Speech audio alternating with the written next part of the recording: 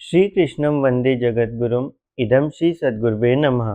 वाङ्मय नंबर 4, साधना पद्धतियों का ज्ञान और विज्ञान, ऑडियो नंबर 88। पिछले ऑडियो में गुरुदेव ने हमें शिथिलीकरण के बारे में बताया और शिथिलीकरण के 2 चरणों के बारे में बताया। पहला चरण है शरीर एवं मन को ढीला छोड़ देना और वहीं दूसरा चरण है मन को विश्राम देना। दूसरे चरण के संबंध में गुरुदेव ने 2 अभ्यास भी बताए थे, जिसमें योग निद्रा और नींद की भी महती आवश्यकता के बारे में समझाया था। साथ ही गुरुदेव ने बताया कि उद्विग्न मस्तिष्क का शारीरिक स्वास्थ्य पर बहुत ही घातक प्रभाव पड़ता है। अतः यदि ऐसी स्थिति का सामना करना पड़े तो विचारों से विचारों को काटना चाहिए।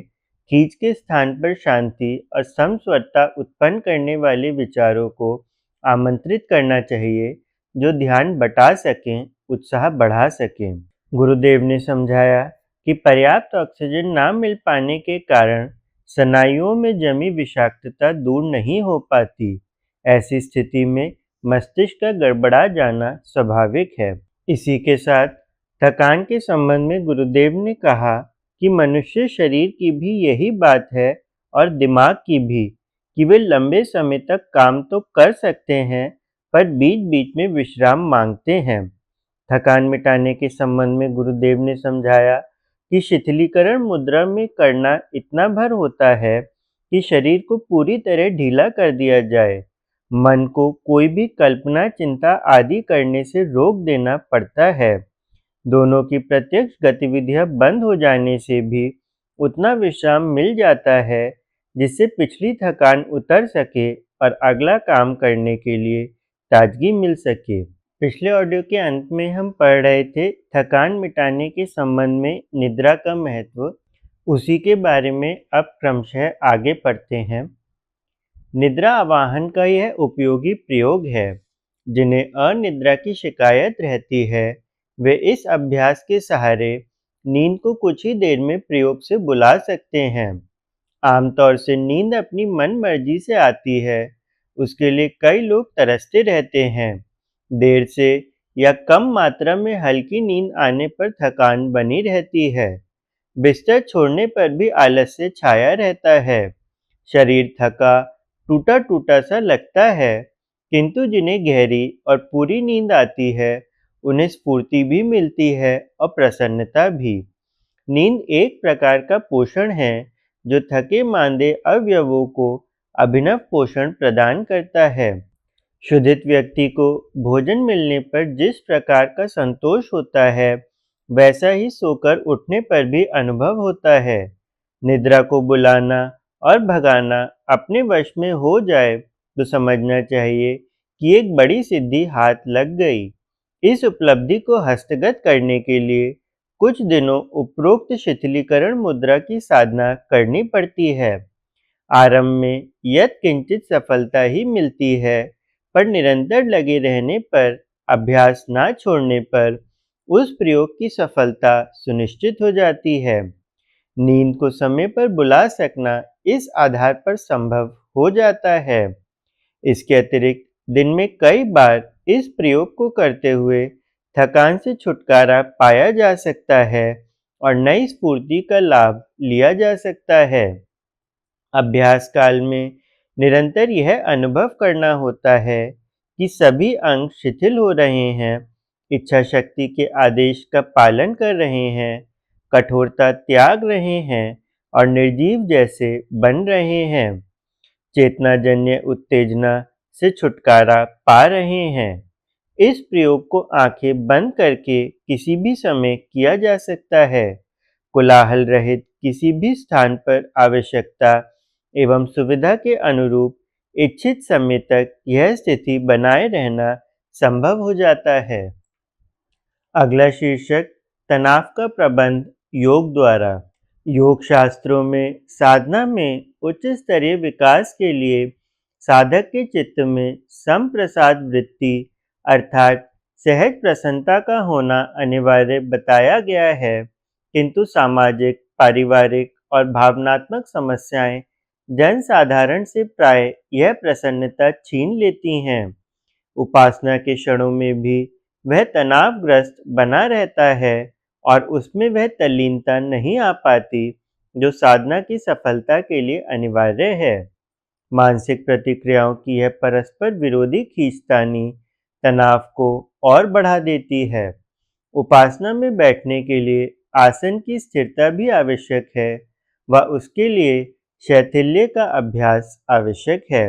भौतिकवादिता के इस युग में यांत्रिकता, व्यस्तता और भाग-दौड़ की अधिकता के कारण मनुष्य अपने प्रतिदिन के कार्यों में तनाव का अधिक अनुभव करता है।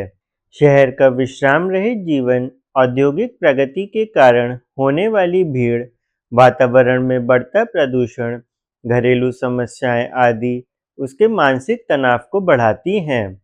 तनाव वह अवस्था है जब दो शक्तियां विपरीत दिशाओं में कार्य करती हैं। जब कोई व्यक्ति विशेष विधि से कार्य करना चाहता है, तो दूसरी शक्ति उसे ऐसा करने से रोकती है। यही तनाव है। मनोविज्ञानियों के अनुसार यह एक चित्त विक्षेप है। मनीषियों का कहना है कि तनाव दूर करने का सबसे सरल तरीका यह है कि स्वयं को आराम की स्थिति में रखा जाए तथा तनाव के मूल एवं प्रथम कारण का पता लगाया जाए। यह तनाव वस्तुतः भले बुरे विचारों के शिव और अशिव बुद्धि के बीच का संघर्ष है। योगाभ्यास द्वारा मानसिक, शारीरिक एवं भावनात्मक तनाव को दूर किया जा सकता है और एक स्थिति ऐसी आती है जबकि अंतरतम में चल रहे इस संघर्ष का अंत हो जाता है। यह परम शांति की अवस्था है। स्थिति की प्राप्ति के लिए अनिवार्य आरंभिक अभ्यास शिथिलीकरण का किया जाना चाहिए। स्वाभाविक शरीर चेष्टाएं शिथिल कर देना ही शिथिलीकरण है।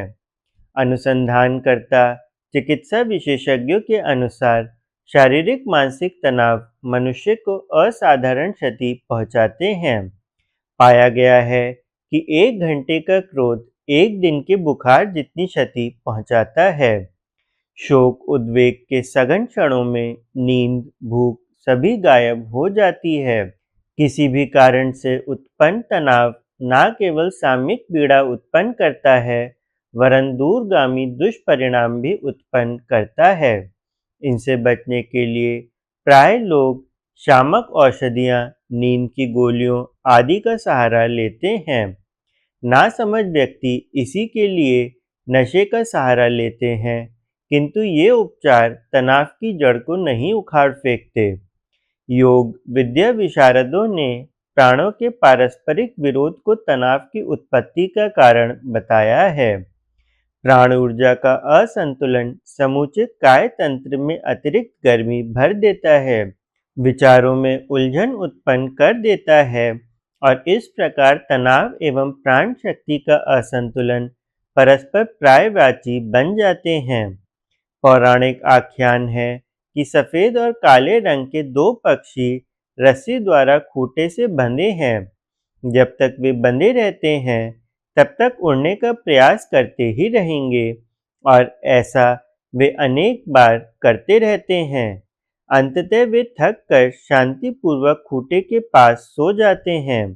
यह शास्त्रीय व्यंजना वस्तुतः मानवीय काया में मेरुदंड के भीतर विद्यमान इड़ा और पिंगला नामक सूक्ष्म नाड़ियों के संदर्भ में है, जिनमें पक्षियों की तरह से 2 प्राण धाराएं निवास करती हैं, बहती हैं। दाहिनी नासिका से होकर जाने वाली इड़ा प्राण नलिका तथा बाईं नासिका छिद्र से होकर जाने वाली पिंगला प्राण नलिका है। एक के बाद एक कार्य करने वाली इड़ा पिंगला अंतः चेतना के एक ही मार्ग से आती हैं, परंतु जब तक वे एक के बाद एक कार्य करती हैं, तब तक शांति की प्राप्ति नहीं होती। यह तभी होता है जब दोनों इड़ा पिंगला एक ही केंद्र पर आराम करती हैं और तब सुषुम्ना के जागृत होने पर ध्यान की क्रिया अपने आप आरंभ हो जाती है। यह स्वर योग है जो प्राण विद्या का अंग है। स्वर विज्ञान के अनुसार जब दोनों नासिका छिद्रों में समान रूप से प्राण प्रवाह होता है, तो यह प्रदर्शित होता है कि सुषुम्ना का बहाव हो रहा है। ऐसी स्थिति में सब सांसारिक कार्यों को छोड़कर व्यक्ति को उपासनारत हो जाना चाहिए, क्योंकि उस समय संपूर्ण प्राण संस्थान में एक रूपता होती है। जब सुषुम्ना कार्य नहीं करती, तब प्रयत्न के बाद भी एकाग्रता नहीं आती। साधना की सफलता के लिए यह आवश्यक है कि इड़ा पिंगला के प्राण प्रवाह में एक रूपता लाई जाए। जब यह संभव होगा, तभी सुषुम्ना क्रियाशील बनेगी। इसके लिए जहाँ प्राणायाम तथा स्वर साधना का अभ्यास किया जाता है, वहीं शिथिलीकरण भी एक अति उपयोगी प्रक्रिया है। शिथिलीकरण का प्रगाढ़ अभ्यास इड़ा पिंगला के प्राण प्रवाह में संतुलन स्थापित करता है। कुछ काल तक नियमित रूप से शिथिलीकरण का अभ्यास करने से सुषुम्ना प्रवाह चलने लगता है। यह उपासना के सर्वथा उपयुक्त मनोभूमि है। यदि मस्तिष्क में तनाव हो, तो उस स्थिति में उपासना के लिए बैठने के पूर्व शिथिलीकरण की प्रक्रिया द्वारा तनाव मुक्त हो लेना चाहिए। तदुपरांत उपासना करना चाहिए। शिथिलीकरण की प्रक्रिया सभी प्रकार के तनावों से मुक्ति पाने का एक सहज और प्रभावशाली उपाय है। मन मस्तिष्क में अनियंत्रित हलचलें चल रही होती हैं, तो वहाँ जल में उठ रही हिलोरे जैसी अस्थिरता बनी रहती है। उसे शांत एवं तनाव रहित बनाने पर ही तन्मयता उत्पन्न होगी और परमात्मा से मिलन की अनुभूति प्रगाढ़ होगी। बाकी दिन के किसी अन्य समय में भी तनाव रहित होने के लिए शिथिलीकरण मुद्रा लाभकारी होती है। शरीर को पूरी तरह ढीला और मन को पूरी तरह खाली करना ही शिथिलीकरण मुद्रा का उद्देश्य है। न केवल उपासना के समय, वरन किसी भी समय तनाव से पिंड छुड़ाने का यह उत्तम उपचार है। इस अभ्यास के लिए शव आसन सर्वाधिक उपयोगी होता है। इसमें शरीर को ऐसी स्थिति में रखना सुविधाजनक होता है जब उसमें किसी भी प्रकार का दबाव ना पड़े। शवासन का अर्थ है मुर्दे की तरह निश्चेष्ट पड़े रहना। यह बिस्तर पर पड़े पड़े भी संभव है और आराम कुर्सी पर बैठकर या दीवार अथवा मसनद का सहारा लेकर भी किया जा सकता है। इस स्थिति में पड़े रहकर यह प्रगाढ़ भावना करनी पड़ती है कि शरीर में से प्राण खींचकर मात्र मस्तिष्क मध्य में केंद्रित हो गया है। शेष सभी अवयव मृतवत पड़े हैं, उनमें कोई भी हरकत नहीं हो रही है। इस तरह शिथिलीकरण मुद्रा या शव आसन में समस्त शरीर को उसके अंग प्रत्यंग को शिथिल करना पड़ता है, मानो वह गहरी निद्रा में चला गया हो। साथ में मन को भी इस स्थिति में ले जाना पड़ता है, मानो क्लोरोफॉर्म जैसी वस्तु सूंघकर सुध-बुध खो बैठा हो। स्वाभाविक तौर पर ऐसी स्थिति गहरी निद्रा में ही बनती है। सभी जानते हैं कि गहरी नींद आ जाने पर थकान दूर होती और ताजगी आती है।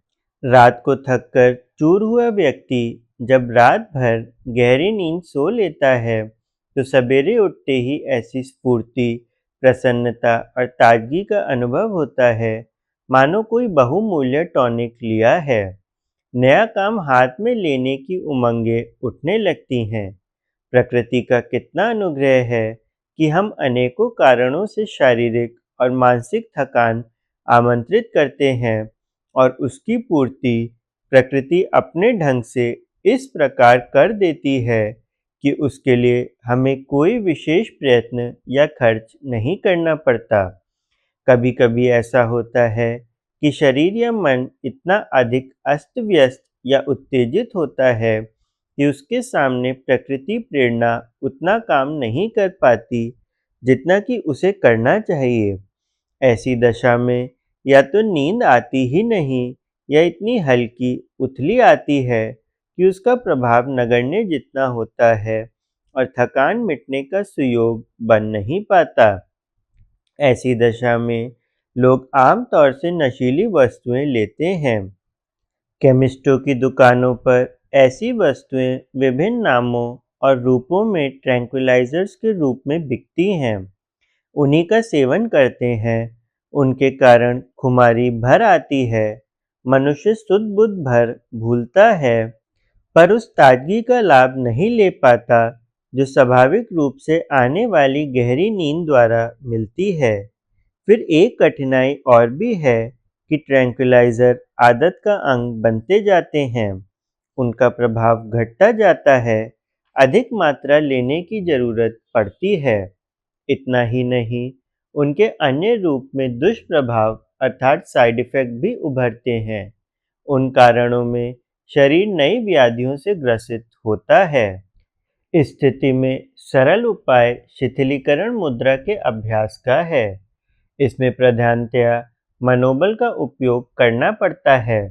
अपने आप को स्वयं संकेत देने पड़ते हैं कि हम गहरी निद्रा में जा रहे हैं, अंग शिथिल हो रहे हैं और मन में भाग दौड़ सर्वथा बंद कर दी। उसकी सब प्रकार की भली बुरी कल्पनाओं से छुटकारा पा लिया। आरंभ में मन इस परामर्श को मानने में आनाकानी करता है, पर पीछे लगातार प्रयत्न करने पर कुछ दिन में वह प्रशिक्षित हो जाता है और आज्ञा अनुसार काम करने लगता है। जब हिंसक पशु सर्कसों में आशातीत विचित्र कार्य करने के लिए रिंग मास्टरों द्वारा प्रशिक्षित कर लिए जाते हैं, तो कोई कारण नहीं कि अपना शरीर, अपना मस्तिष्क सदा अपने निर्देशनों की अवज्ञा ही करता रहे। नेपोलियन और क्लाइव में यह विशेषता पाई जाती थी कि वे हफ्तों घोड़े पर सवार रह युद्ध मोर्चे पर जागते रहते थे। थकान मिटाने के लिए इतना भर करते थे कि घोड़े को किसी पेड़ से सटाकर सवारी की स्थिति में ही पेड़ के सहारे थोड़ी देर गहरी नींद ले लेते थे। बस इतने भर से उनका काम चल जाता था और फिर नए उत्साह से काम में जुट जाते थे। ऐसा अभ्यास दूसरे लोग भी कर सकते हैं। अभ्यास की विद्या एक ही है, शिथिलीकरण। अभ्यास के आरंभिक दिनों में कोलाहल रहित स्थान पर चारपाई पर लेट जाना चाहिए और अनुभव करना चाहिए कि शरीर सर्वथा भार रहित स्थिति में है। वह रुई जैसा हल्का हो गया, सारा वजन चारपाई पर चला गया। मन को शांत करने के लिए एक कल्पना चित्र बहुत ही कारगर है। संसार में कहीं कोई व्यक्ति, मकान, पदार्थ, प्राणी नहीं रहा। ना उनसे संबंधित कोई समस्या विचारना शेष रही। सर्वत्र प्रलय काल जैसी अथाह जल राशि भरी हुई है। उसमें हम मात्र अकेले हैं। छोटे बालक की तरह पत्ते की नाव पर पड़े हुए धीमे धीमे हवा के साथ किसी अज्ञात दिशा में बहते जा रहे हैं। कहीं कोई अवरोध नहीं, ना कोई समस्या और ना उसके संबंध में विचारणीय प्रसंग। इस प्रकार के प्रलय काल वाले चित्र तस्वीर वालों की दुकानों पर भी बिकते हैं, जिसमें भगवान को जल में पत्ते के ऊपर पड़ा हुआ और पैर का अंगूठा चूसते हुए दिखाया गया है। कल्पना को ठीक तरह जमाने में यह चित्र एक आधार की तरह सहायक सिद्ध हो सकता है।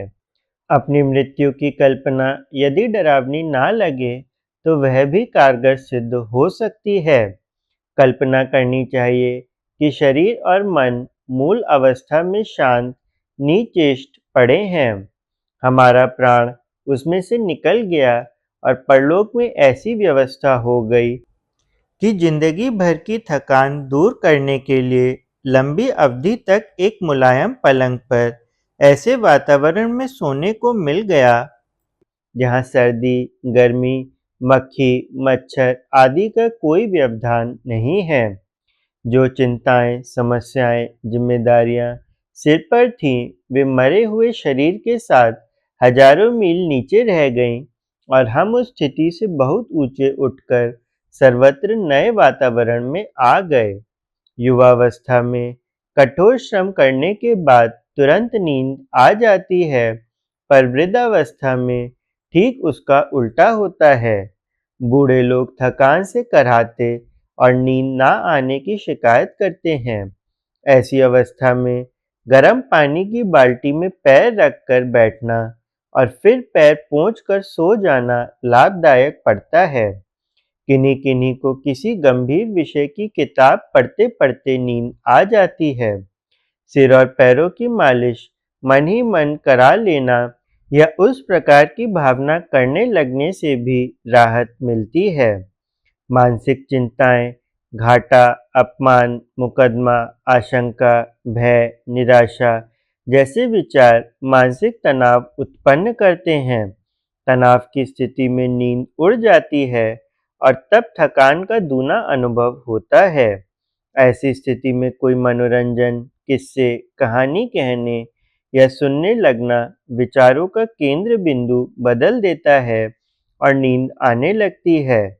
टेप रिकॉर्डर पर किसी वादन की मोहक ध्वनि सुनने पर ध्यान बढ़ जाता है और नींद आने लगती है, जो थकान मिटाने का प्रधान आधार है। थकान और अनिद्रा का घनिष्ठ संबंध है, खास तौर से मानसिक तनाव इस संदर्भ में विशेष रूप से बाधक होता है। इन परिस्थितियों में सिर पर छाए हुए विचारों से मुक्ति पाने के लिए कोई रोचक प्रसंग याद करने लगना कठिन पड़ता है। शरीर की थकान गुमसुम पड़ जाने और चुप्पी साध लेने से कुछ देर में नींद आने पर उतर जाती है, किंतु मानसिक उलझनों का जंजाल ऐसा बुरा है जो थकान ना होने पर भी नींद में विक्षेप डालता और थकान बढ़ाता है। ऐसी दशा में चिंतन का जो उद्विग्न करने वाला प्रवाह चल रहा हो, उसे उलट देने वाले दूसरे हल्की-फुल्की विचारधारा का आश्रय लेना ही उपयुक्त है। सर्दी, गर्मी, मच्छर, खटमल, जूं आदि के कारण नींद ना आ रही हो तो स्थान और बिस्तर बदल देना चाहिए। मानसिक राम नाम जपने लगना भी नींद बुलाने का एक तरीका है। शिथिलीकरण मुद्रा का, शव आसन का यदि नित्य थोड़ी देर अभ्यास किया जाता रहे तो शरीर एवं मन संस्थान उस पद्धति को आत्मसात कर लेता है। ऐसी स्थिति में हस्तगत हो जाने पर कभी भी थकान उतारने वाली नींद इच्छा अनुसार बुलाई जा सकती है।